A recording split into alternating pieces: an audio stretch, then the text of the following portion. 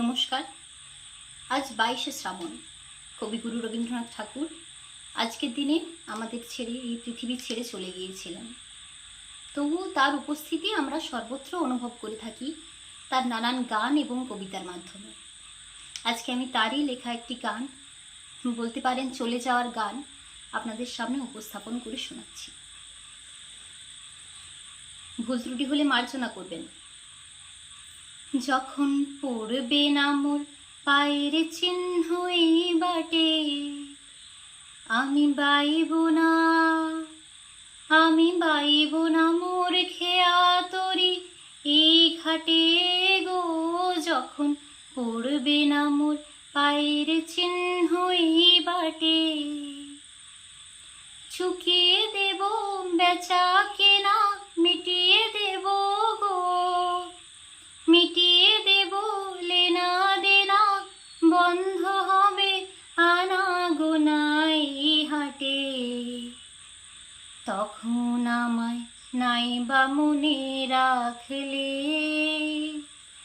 তারার পানে চেয়েছে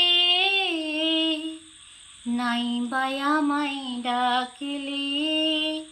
যখন পড়বে না মোর পায়ের চিহ্ন এই বাটে, যখন জমবে ধুলা তান পুরাটার তার গুলায়, কাঁটালতা কাঁটালতা উঠবে ঘরের দ্বার গুলায়।